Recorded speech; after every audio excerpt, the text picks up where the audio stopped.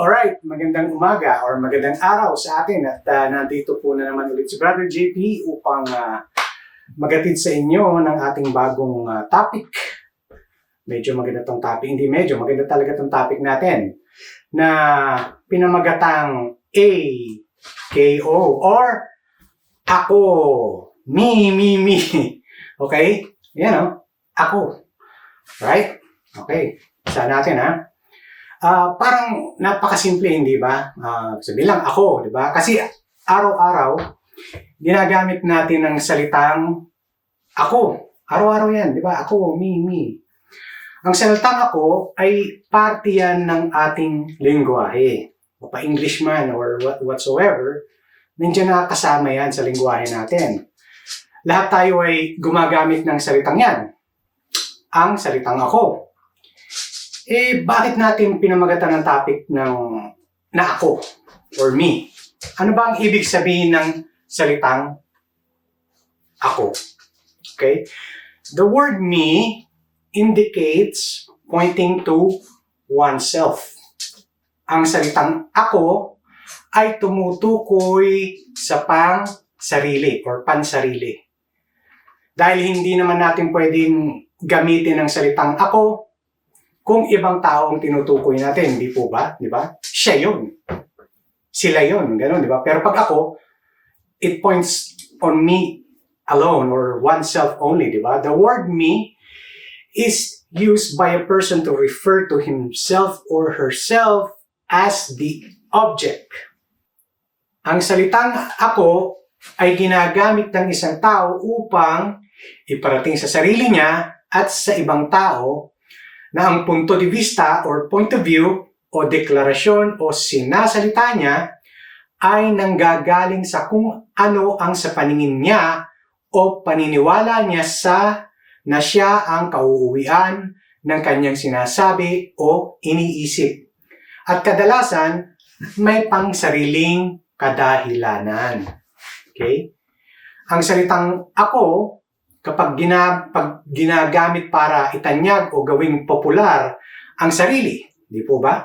Or itaas ang sarili, o ipagyabang ang sarili, o kaya naman ay para isulong ang pangsariling interes. Iisa lang ang kauuwian at magiging kahulugan ng salitang ako. Isa lang yan. Ano ang kauuwian at kahulugan ng salitang ako? Sa maling paggamit ay ang tinatawag nating pride. P-R-I-D-E. Pride. O pagmamalaki. Kapalaluan. Malalim yung kapalaluan. Kahambugan. Kataasang ugali. Pagpapahalaga sa sarili. In English, it's all about me. It's Mr. Me. Okay? In other words, ang taong ang sentro ng pag-iisip, pananalita at pamumuhay ay ang sarili niya, gusto niya lagi siya ang bida sa kwento. Siya lagi ang pinupuri ng tao. Matakaw sa atensyon. Ang dinodiyos ay ang sarili niya or self-centered kadalasan. Alright? Kaya nga sa araw na ito, ay aaralin natin kung ano ang nasusulat sa Biblia patungkol sa sin of P-R-I-D-E or pride o kasalanang dala ng pride. Alamin natin yan ha. Magandang topic to eh. Kung babasahin natin ng buong Biblia, marami tayong makikita ng mga warnings patungkol sa sin of pride. Bakit nga ba grabe ang babala o warning ng salita ng Diyos tungkol sa sin of pride? Bakit nga ba? Diba? Patuloy natin, okay? Basahin muna natin sa Kawikaan 16:18 or 16:18. Okay? Ang pagmamataas ay nauuna sa kapahamakan at ang palalong diwa ay nauuna sa pagkabuwal. Alright, in English, pride goes before destruction. Ayon sa talatang ito, ano ang kauwian ng pagmamataas o pride? Kapahamakan. Ano pa? Pagkabuwal. Diba? Downfall. Diba? Nako, matindi pala ang maaaring kahinatnan ng pagmamataas o pride ayon sa Diyos. Dito sa libro ng mga kawikaan or Book of Proverbs, ang nagsasalita dito ay ang karunungan ng Diyos. Alright? Hindi ako sa karunungan ng Diyos mula sa Book of Proverbs. Ituloy natin ang basa naman sa mga kawikaan, Kapitulo 8 or versikulo 13. Tuloy natin. Ang takot sa Panginoon ay pagkamuhi sa kasamaan. Ang kapalaluan, kahampugan, landas ng kasamaan, at ang masamang pananalita ay aking kinasusuklaman. Okay? Ayan o. Ang takot sa Panginoon ay pagkamuhi sa kasamaan. Saan mo ba? Sa kasamaan. Ang kapalaluan or kayabangan at kahambugan. Ayan yan o. Landas ng kasamaan at ang masamang pananalita ay aking kinasusuklaman. Mas matindi ang babala ng Diyos sa mga taong palalo, hambog, o pride at masamang pananalita. Dahil lang sabi ng Diyos, kinasusuklaman niya ang mga gawaing ganyan.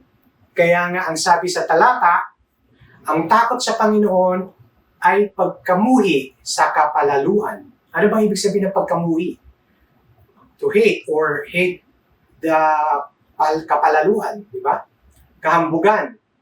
Ang utos ng Diyos, kamuhian, or parang kaayawan mo, ganun, or parang hindi ka sumang-ayon doon, parang I don't want to use the word hate. You don't agree with that, parang ganun. O mahigpit nating huwag gawin ang kapalaluan, kahambugan o pride.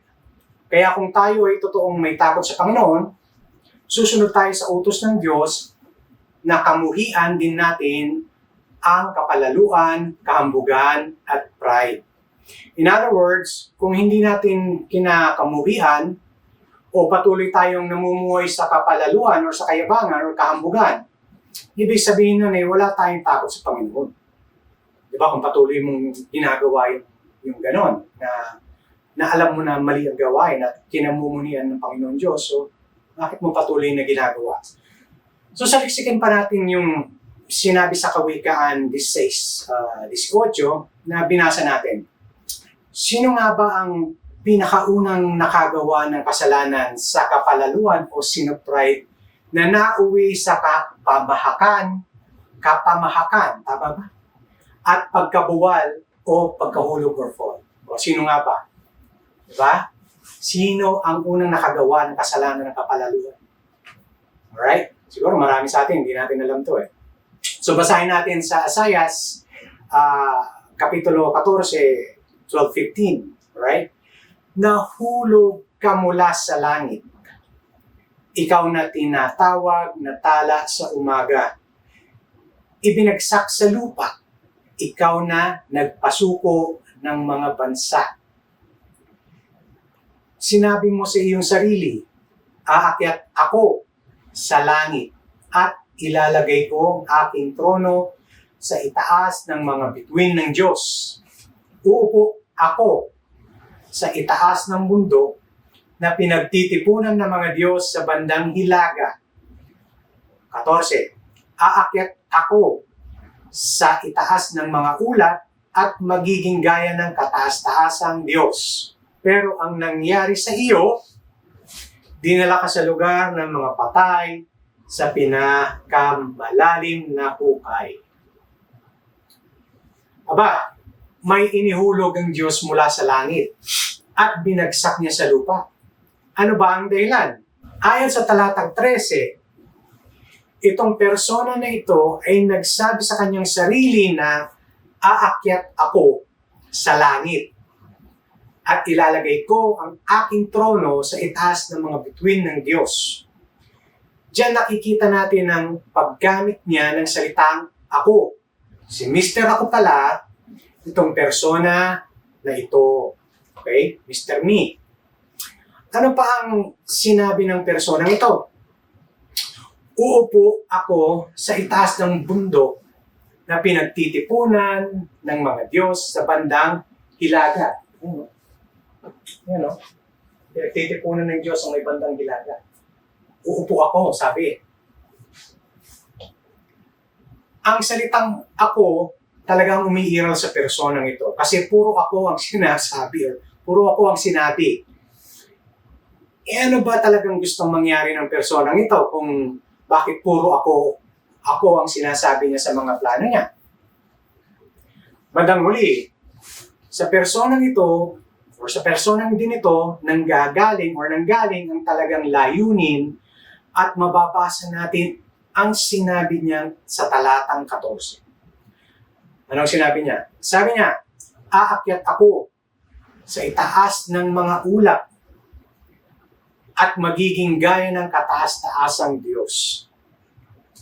Malinaw na malinaw ang kanyang pride, ang kanyang kahambugan, kapalaluan, pansariling interes, masamang hangarin upang itaas ang kanyang sarili. Inangad ng personang ito ang maging kapantayan ng kataas-taasang Diyos na lumikha sa kanya. He wanted to be equal with His Creator, sabi niya. Equal with the God who created Him. Siguro naman, alam na natin kung sino to. Walang katumbas ang pagiging ambisyoso at pag-iral ng kanyang pride. Kilalanin pa natin ang personang ito sa napakataas na pride at si Mr. Me or si Mr. Ako, si Mimi. Okay, kilalanin pa natin. Basahin natin sa Ezekiel, Kapitulo 28, 12-15. Okay? Anak ng tao, malaghoy ka para sa hari ng Tyre. Sabihin mo sa kanya na ako, ang Panginoong Diyos ay nagsasabi, noon, larawan ka ng isang walang kapintasan, puspos ng kaalaman at kagandahan. Nasa Eden ka pa noon, sa halamanan ng Diyos. Napapalamutian ka ng sari-saring mamahaling bato, gaya ng ruby, topaz, esmeralda, chrysolito, onyx, jasper, safiro, turquoise, at beryl. Napapalamutian ka rin ng ginto na inihanda para sa iyo noong araw ng kapanganakan mo. Hinirang kitang bilang kerubin na magbabantay sa banal kong bundok. Lumalakad ka sa gitna ng nagniningning na bato. Walang maipipintas sa pamumuhay mo mula sa nang isinilang ka hanggang sa maisipan mong gumawa ng masama. Ayan o. Biruin yan, ang dami niyang parang perfect yung perfecto. Lahat ng mga diamante, lahat ng prestiyosong may bibigay sa kanya ay ginawad. Diba? Hinirang pang isang kerubin, tagapagbantay. Biruin nyo? Hanggang masira at maisipan mo gumawa ng masama. Paano inilarawan ng Diyos ang personang inihulog mula sa langit at ibinagsak sa lupa dahil sa kanyang pride o kahambugan o pagiging mataas sa sarili? Okay, una, siya ay larawan ng isang walang kapintasan. Larawan ng walang kapintasan. Puspos ng kaalaman at kagandahan. Biruin nyo? Biruin mo, ginawa siya ng Diyos na may gayong mga katangian. Pero hindi pa siya nakontento at gusto pa maging kagaya niyang Diyos na lumikha sa kanya. Pangalawa, sa talatang 13, itong persona ito ay nasa Eden noon, o Eden, sa halamanan ng Diyos. Diba nandun siya Maliban sa tunay na Diyos, sino pa ang naisulat na nasa Eden? Si Adan at si Eva at si Satanas na nasa anyo ng isang ulupong ahas na siyang umakit kay Eva at Adan na kumain ng bunga ng punong ipinagbabawal ng Diyos na kainin. Diba? Maliwanag yon. Silang tatlo nandun Ano ang ginawa ni Satanas o Lucifer na pang-akit kay Eva at Adan para suwayin nila ang utos ng Diyos? Okay, pagpatuloy natin. Basahin natin sa Genesis, Kapitulo 3, 4, 5. Okay? Subalit sinabi ng ahas sa babae, tiyak na hindi kayo mamamatay. Diba? Biruin mo. Tiyak hindi kayo mamamatay pag kinain yun eh. So, sapagkat nalalaman ng Diyos na kapag kayo'y kumain nun, ay mabubuksan ang inyong mga mata. Anong mabubuksan? Mabubuksan yung mga mata pag kinain nyo. At kayo'y magiging kagaya ng Diyos. Ulitin natin, di ba? Di ba? Pag kinain mo yun, mabubuksan yung mata mo eh. Tapos, magiging kagaya kayo ng Diyos. Yun ang sabi niya. Na nakakakilala ng mabuti at sa masama. Di ba? Parang Diyos ng lahat ng kaalaman. Kaya dito malinaw na ang tinutukoy sa Isaiah 14, Kapitulo 14, 12, 15, na nagsabi na aakyat ako sa itaas ng mga ulap at magiging gaya ng Diyos. At ang inilalarawan dito sa Ezekiel Kapitulo 28, 12, 15 at sa Genesis Kapitulo 3, 4, 5 ay iisang persona ang tinutukoy dito. Isa lang persona doon. Dahil dito din sa Genesis Kapitulo 3, 4, 5 ay nagsabi kay Eva na pag kinain nila ang bunga ng pinagbabawal ng Diyos, sila din daw ay magiging gaya ng Diyos. Ayon sa ahas o sa ulupong na walang iba kundi si Satanas na tinatawag din sa pangalang Lucifer. Katlo, sa talatang 14, inilarawan ng persona na hinirang ng Diyos bilang kerubin bago pa lalangin ang mundo. Pero yun yung binigay sa kanyang responsibility, di ba? Kaya hindi lang siya ginawang walang kapintasan eh. Perfect. Puspos ng kaalaman at kagandahan. Kundi, hinirang din siya bilang kerubin at inatasan ng mataas na tungkulin ng Diyos para magbantay sa banal na bundok ng Diyos. Diba? Parang you're the one. Siya ay ginawang walang kapintasan. Kaya ang kasalanan ay kailanman hindi nanggagaling sa Diyos. Biruin nyo, di ba? Ang daming binigay ng Diyos sa kanya. Kaya ang kasalanan ni Satanas o Lucifer ay nanggaling sa sarili niyang pagmamataas o pride. Dahil sa kanyang hangarin na maging ka-level niyang Diyos na gumawa sa kanya. Parang yun ang unang kasalanan pride. Yun ang pumasok sa kanya. Kaya ang sin of pride ay nag-uugat sa unang kasalanan, di ba? Na nagpabaksak kay Satanas o Lucifer. Siya ang unang binaksak ng kasalanan ng pride.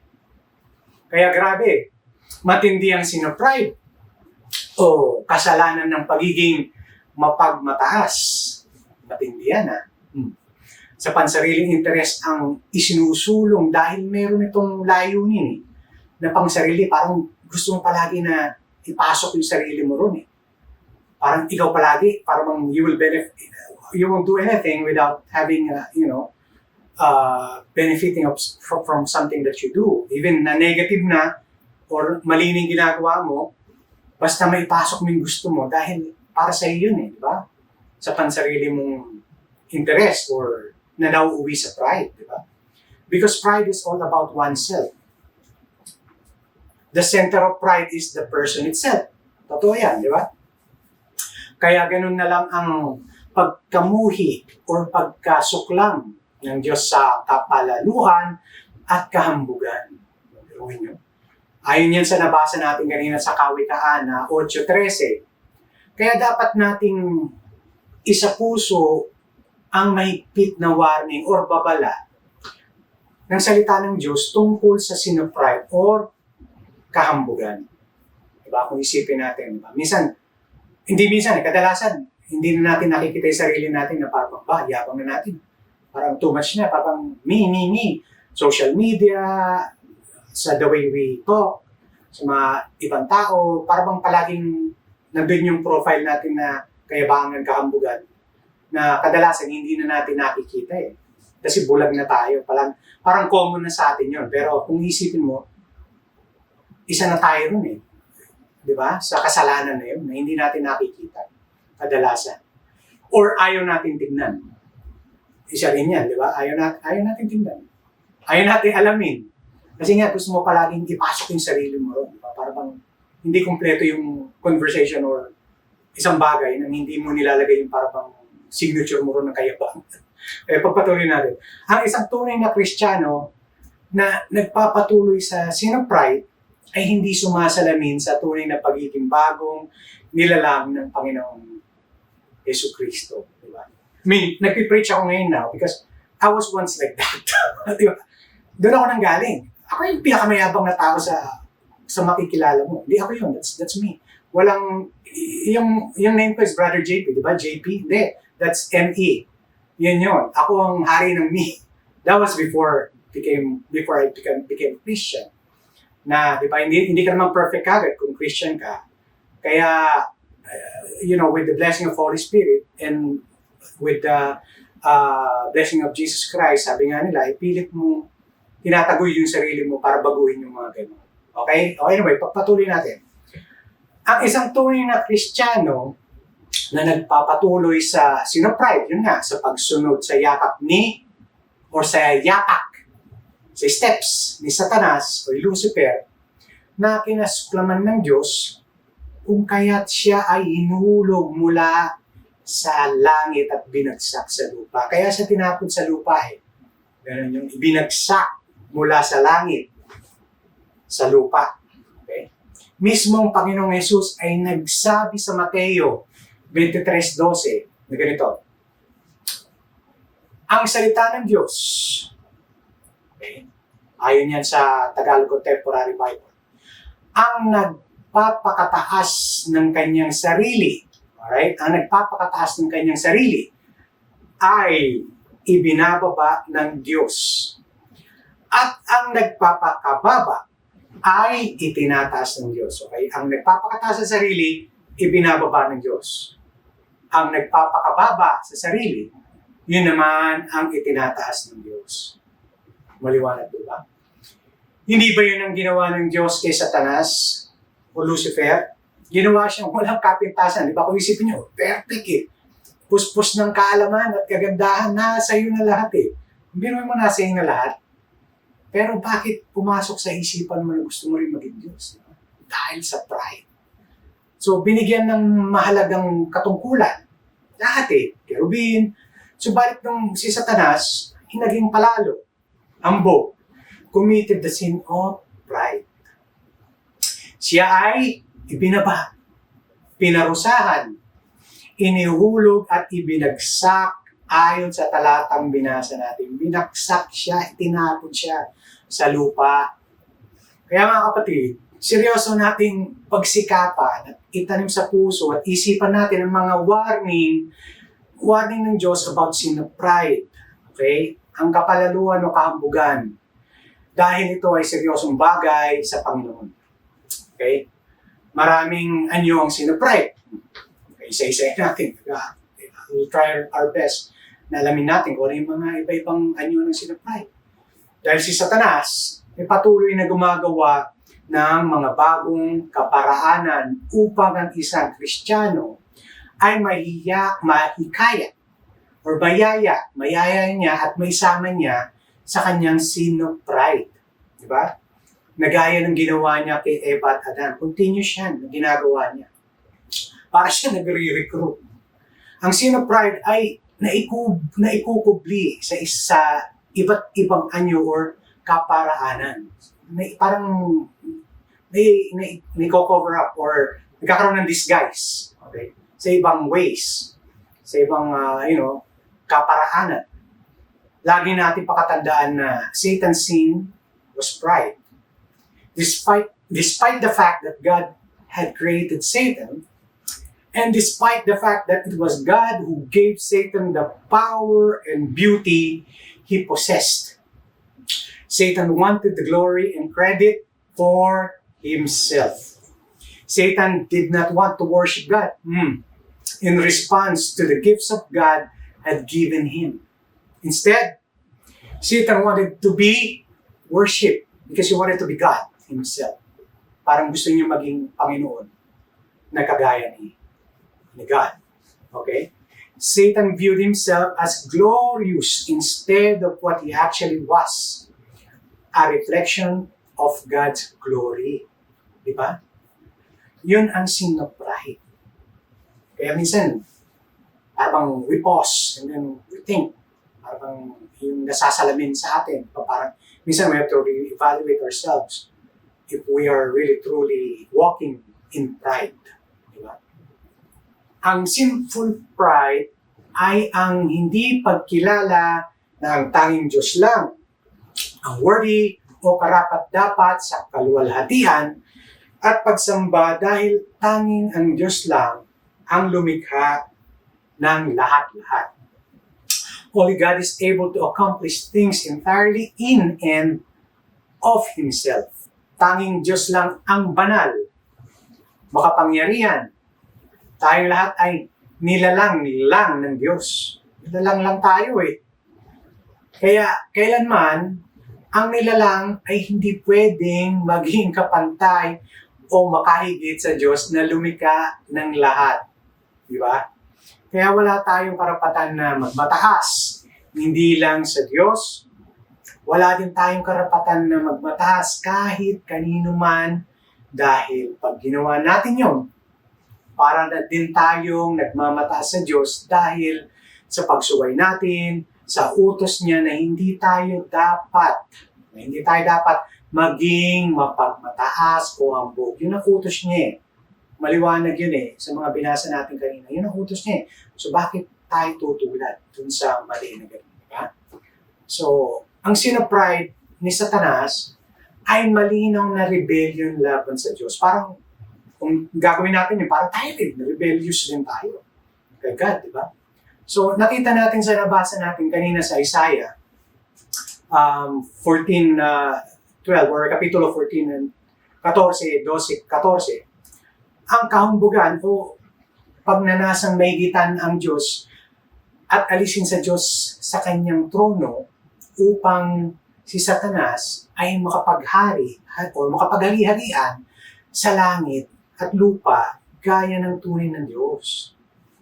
So, Satan's proud intention was marked by corrupt speech. And Jesus identified him as a what? As a liar and the father of lies. Excuse me po. A liar and a father of lies. Di ba? Ayon sa John 8:44. Tinawag ng Panginoong Jesus na ang ama ng kasinungalingan si Satanas. Isa sa kinasangkapan or kinakasangkapan ng sin of pride ay ang pagiging sinungaling. Sabi nga, ang sinungaling ay kapatid ng magnanakaw, eh, parang gano'n, di ba? Ang pagiging mapag-imbabaw, di ba? So, hindi ba, may mga nakikita tayo na mga nagyayabang na kahit wala naman silang ipagyayabang. Andyan yung nagsisinungaling na sila.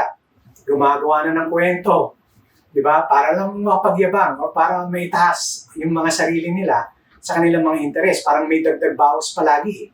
Marami yan, kahit saan tayo pupunta eh. Di ba? Parang kahit na simple lang na kwentuhan or whatsoever, parang mas mayabang sa lolo ko yun.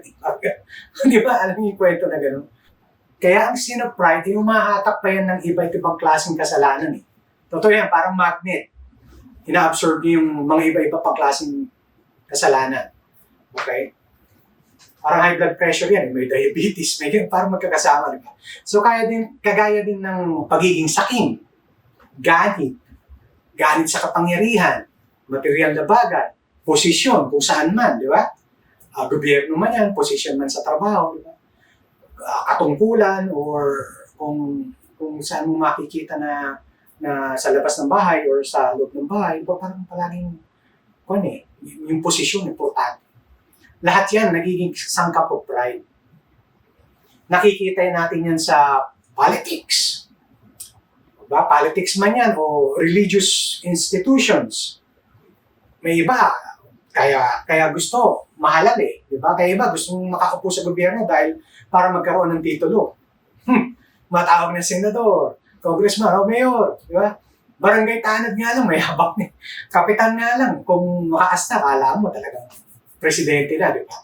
Makikita po natin yan. So, dahil sa kanila, ang mga titulong niyan ay nagbibigay sa kanila ng kapangyarihan or popularidad, di ba? Pera at impluensya. Pero lahat yan, nag-uugat yan saan? Sa sin of pride. Doon po lahat umiikot or nanggagaling yan. Di ba? Satan was cast out of heaven because of pride. Right? Patuloy natin. Pride has kept many people from accepting Jesus Christ as Savior. Okay? Isa sa malaking kadahilanan, aminin man ng isang tao o hindi, pride o pagmamataas ang pinakasentro kung bakit ang tao ay ayaw tanggapin ang katotohanan na iisa lang ang tagapagligtas at tagapamagitan. Walang iba kundi sino? Panginoong Hesukristo. Siya lang. Pride din ang dahilan kung bakit ang isang tao ay ayaw tumanggap ng pagtatama sa sarili o pagtatama sa mali. Pagkilala kung ano ang kasalanan sa harapan ng banal na Diyos. Pride din yun. Pride din ang dahilan kung bakit ang isang tao kapag siya ay gumagawa siya ng sarili niyang kaparaanan na sa tingin niya ay pagkakaroon ng kaligtasan at buhay na walang hanggan. Pride ang rason kung bakit ayaw nilang pasako sa itinuturo na tama at mali na nasusulat sa Biblia. Kadalasan yan eh. Diba parang, maraming bawal. Uy, layo tayo dyan. Dito na tayo, walang bawal dito eh. Parang pride yun eh. Parang mas marunong ka pa eh. Ayaw mong alamin. Diba? Dahil sarado ka kaagad. Dahil ayaw mong magpasako.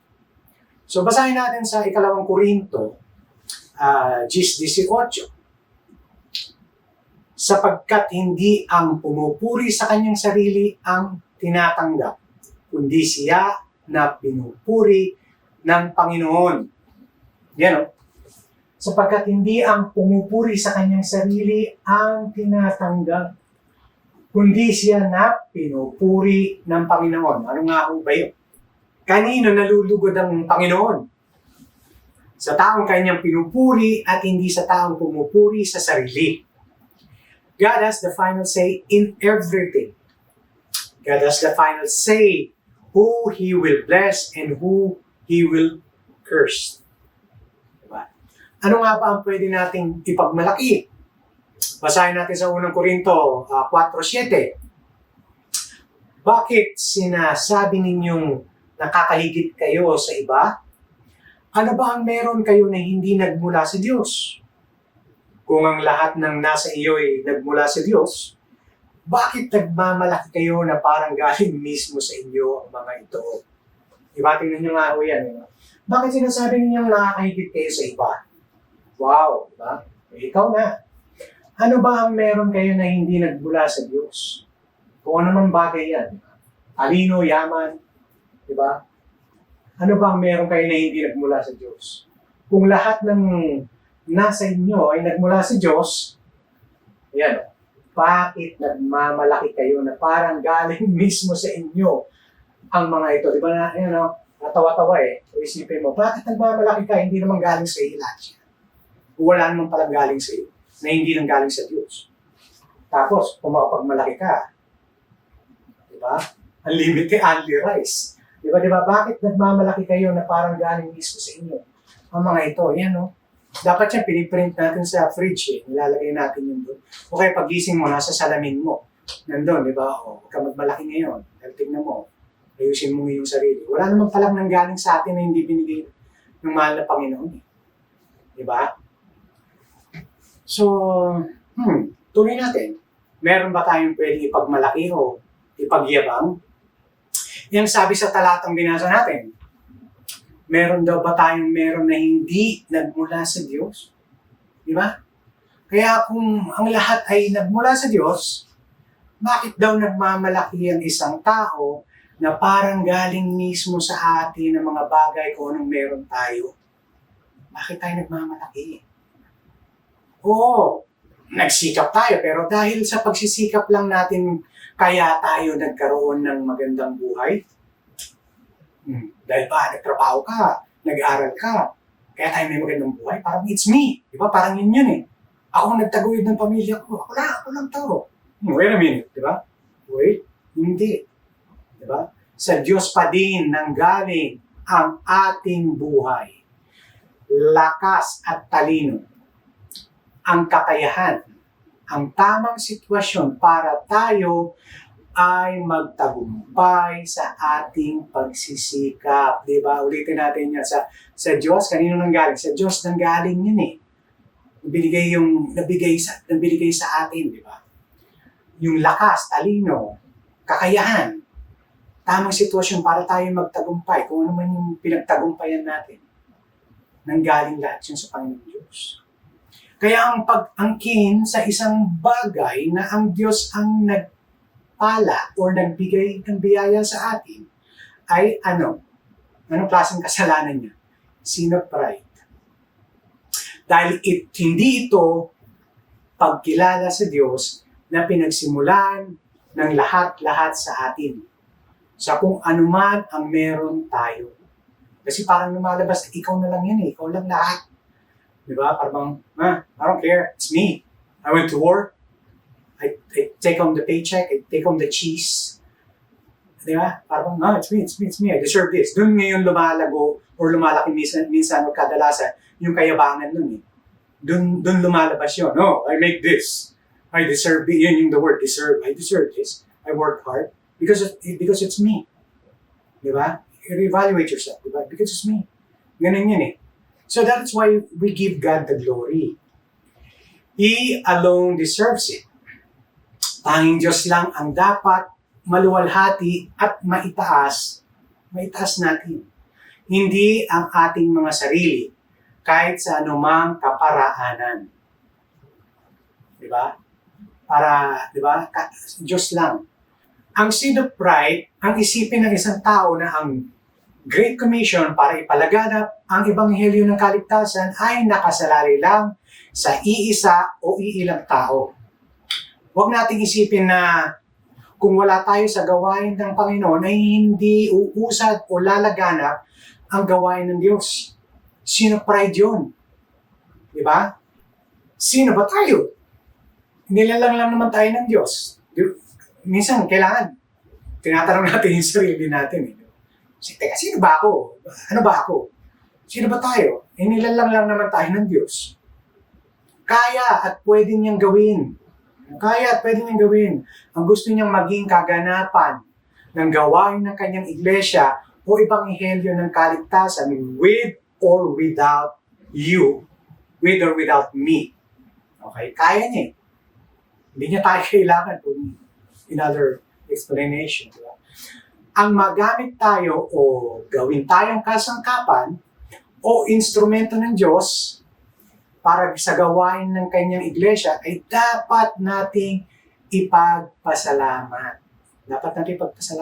Pagpasalamat natin sa Diyos at hindi sa ibang bagay na ating gamitin para ilunsad ang ating pansariling adhikain o layunin. Maliwanag? Ang lahat ng Kristiyano, babae man o lalaki, bata man o may edad, ang buong iglesia ay nagpapasakop sa Panginoong Hesus na siyang puno or head ng iglesia. Why is pride so sinful? Yan ang tanong. Why is pride so sinful? Because pride is giving ourselves the credit for something that God has accomplished. Okay. Because pride is giving ourselves the credit for something that God has accomplished. Parang we take credit for it. Diba? Pride is taking the glory that belongs to God alone and keeping it for ourselves. Diba? Parang binabypass mo source. Pride is essentially self-worship. Idolatry ang pride o pagiging pagmamataas, mayabang, si Satanas ang tinutularan. Tinutularan natin kapag tayo ay nabubuhay sa kayabangan o pagmamataas. Lagi nating tatandaan, Satan's sin is the sin of pride. Kaya yung pride na yan, hindi natin dapat inaalagaan sa puso at isipan natin. Idalangin natin sa Diyos na tayo ay bigyan niya ng discernment, pamamaraan na makilala natin sa ating sarili ang iba't ibang pwedeng maging anyo o ugatan ng pride, kahambugan o kapalaluan. At kung tayo ay kulang sa paalala ng salita ng Diyos, maaari tayong mahulog sa patibong ni Satanas na sin of pride na hindi natin namamalayan. Yan ang kadalasan, hindi natin namamalayan o wala tayong awareness dahil nga maraming anyo ang pride. Di ba kadalasan? Hindi ano pang opposite ng kadalasan? Basta yun. Comment nyo. Diba? So, yun palagi, hindi natin, yung awareness natin, wala na eh. Kasi nagiging norm. Parang normal na yun eh. Hanggang sa you're blinded by the sin of pride. Parang pag hindi mo talaga you don't put your foot down or whatever, onto whatever reason or whatever scenario, parang hindi kompleto yung araw mo eh. Parang kailangan magyabang ka. Diba? Yun ang sin of pride. Ang sin of pride din ang pagsisimulan ng mga iba't ibang kasalanan. Kagaya ng sinabi ko kanina, parang magnet. Nanganganak din ng sin of pride ng iba't ibang kasalanan. Hindi lingid sa ating kaalaman, karanasan at mga napapanood natin sa balita na ang sin of pride madalas ang nagiging ugat sa pag-aaway ng mga magkakapamilya, magkakaibigan, mga magkakakilala, magkakapitbahay. Maraming nasisira ang mga relasyon dahil sa sin of pride. Di ba? Kung isipin nyo, di ba? Yun ang pinagsisimulan niyan eh. Yun ang sa pamilya, relasyon, trabaho, kahit sa pangkaraniwang pagdadrive mo lang, papasok sa trabaho eh, di ba? Para magpalagi, it's my right of way, di ba? Di ba? Kung isipin natin. Maging sa loob ng iglesia or kapatiran, nagkakaroon ng pagkakampi-kampi at pagkakaingit. Paghuhusga. Pero ang dulo niyan, kung susuruin natin mabuti, ay nabuhugat lahat sa sin of pride. Kung isipin natin. Maging politika man yan or gobyerno, lahat ng korupsyon, greed of power, pag-aabuso sa kapangyarihan, pagmamaltrato, pansariling agenda. Palagi namang may pangsariling agenda eh. Lahat yan ay nabuugat saan? Sa sin of pride. The sin of pride is so evil that the Lord Himself said in Proverbs 8:13, na binasa natin kanina, na kinasusuklaman niya ang sin of pride. Kahambugan or kapalaluan. Wala rin yung kapalaluan. Ang sin of pride din ang nagiging hadlang o balakid kaya ang isang tao ay hindi sincere o seryoso na saliksikin ang katotohanan ng Diyos at pagpapasakop sa mga utos ng Diyos at upang ang isang tao ay maging ganap at tapat na lingkod ng Diyos. Ang sin of pride din ang naghihiwalay sa atin. Naghihiwalay sa atin. Sa iba at nalilimitahan. At nalilimitahan tayo upang maging epektibo tayo sa gawain para sa kaharian ng Diyos. Diba? Parang nalilimit yung ating kakayahan, yung pagiging effectiveness natin. O pagiging effective. Diba? Para sa gawain sa kaharian ng Diyos. It is the arrogance that separates us from others and limits our effectiveness in English. Diba? It is our arrogance that separates us from others and limits our effectiveness in the kingdom. Ano ang sabi sa unang 1? 2:17. Ang mundo at lahat ng bagay dito na hinahangad ng tao ay mawawala. Ulitin natin. Ang mundo at lahat ng bagay dito na hinahangad ng tao ay mawawala. Ngunit ang taong sumusunod sa kalooban ng Diyos ay mabubuhay magpakailanman. Ang mundo at lahat ng bagay dito na hinangad ng tao o hinahangad ng tao ay mawawala.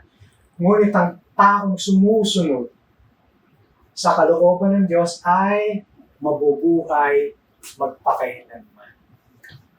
Hindi lang naman material na bagay ang tinutukoy dito.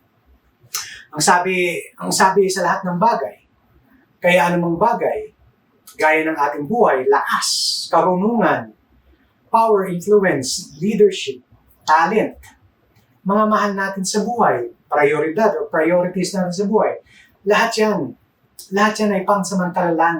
At kahit anong oras ay pwedeng bawiin ng Diyos sa atin dahil lahat yan ay galing kanino? Galing sa Diyos, lahat. Diba? Lahat. Ang Diyos ang nagbigay. Ang Diyos din ang pwedeng mag-alis o bawiin ang lahat-lahat sa atin. Maging ang buhay natin. Diba? Kaya lahat ng kapurihan at pasasalamat ay sa Diyos lang natin ibigay. Kaya natin bibigay. Lahat ng pagpapasalamat, kapurihan, kay Lord lang natin bibigay. Sa Diyos lang natin bibigay. Ang mahalaga natin pagsikapan ay ang buhay na walang hanggan na nasa Panginoong Hesus lang. Dahil siya ang naging haing buhay para mamatay sa krus upang akuin ang kabayaran ng ating mga kasalanan upang kung sino man ang tanggapin ang Panginoong Hesus bilang Diyos, okay? Kung sino man ang tumanggap sa Kanya bilang Diyos at ang Ebanghelyo ng ating kaligtasan. Gaya ng sinabi sa talatang ito, ang taong sumusunod sa kaloob ng Diyos ay mabubuhay magpakailanman. Kapag si Satanas na nagkasala ng sin of pride ay ibuburid sa dagat-dagatang apoy at impyerno magpahanggang sa wakas. May tinakdang araw ang Diyos para wakasan ang lahat ng kasamaan at nangunguna si Satanas na may sin of pride sa listahan. Nandun siya sa pinakataas. May panahon, may nakatakdang araw, may nawawakasan yan. At ang unang pangalan na nandun sa listahan ay si Satanas. Importante kung sino ating sinusundan. Napaka-importante nito Kung sino ang sinusundan natin. Ang kabanalan ba ni tinuro ng salita ng Diyos o ang sin of pride ni Satanas? Lumalakad ba tayo sa kautusan ng ating mahal na Panginoon or tayo'y naliligaw at patuloy na inaakap natin ang pride ni Satanas or sa kanyang daan patungo sa impyerno. Diba? Dahil ang sin of pride ay kailanman hindi nanggaling sa Diyos dahil ang Diyos ay banal. Diba? So, maganda po yung naging topic natin kasi nangyayari sa atin yan sa pang-araw-araw lang. Anytime, kadalasan hindi natin nakikita yung ating mga sarili na tayo ay, parang yabang na natin, parang palaging pinagsisimulan, pride, ganyan. Pero wala tayong nakikita na mali sa ating mga sarili. Wala sa bokabularyo natin yung umamin ng ating mga pagkakamali. Kasi bakit? Hindi ako mali, siya ang mali, di ba?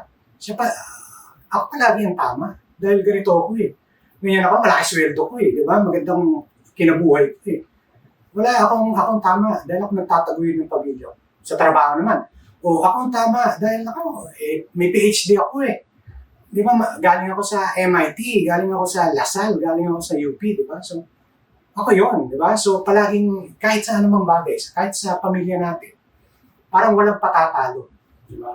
Ganyan yan. Parang gusto mong humigit or mas mahigitan mo yung mga parang ultimo mga credentials kailangan sa ita. Kaya palagi i-evaluate po natin ating mga sarili. Hindi naman tayo perfect Hindi naman tayo perfecto, pero sabi nga nila, kung susundan natin ang kautusan ng mahal na Panginoon, para natin susundan, nasa aklat po yan, nasa Biblia.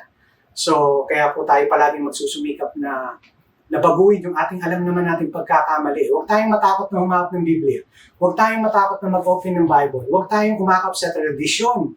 Huwag tayong umakap na lang or ma-stuck tayo sa mga sabi-sabi or kung ano man ang mga nakamulatan natin na alam naman natin na mali. Pero syempre, inakap na natin, di ba? Kasama na rin sa sin of pride yun. Di ba? Yung ayaw mong alamin yung totoo. Dahil ikaw yung, ginagawa ng magulang ko to eh. Ganyan, pero bakit ako magbabago? Eh, masarap dito, di ba? Parang, ayaw ko yan, maraming bawal dyan. Di ba? Kasama po sino pride yun. Magnet yan. Magkakasama lahat. Hindi po tayo perfecto. Hindi ako nagsasalita as perfect ako. Hindi po. So, ang binabahagi ko lang is yung napag-aaralan ko lang din ayon sa mahal na aklat or ayon sa pagtuturo ng ating mahal na Panginoon. So sa ulitin, tayo po ay patuloy na nag-aaral at samahan niyo po kami sa susunod na topic at pagsusumikapan po namin na palaging meron tayong bago every week, di ba? Dito sa Bible Webcast. Okay, so tayo po ay magmahalan at tayo po ay always mag-ingat. Matuto po tayo magpatawad sa ating mga kapwa para po tayo ay matuto na magbago or pilitin natin ayusin ang ating mga pagkakamali sa buhay. Okay? Sa susunod po, ito po si Brother JP at God bless!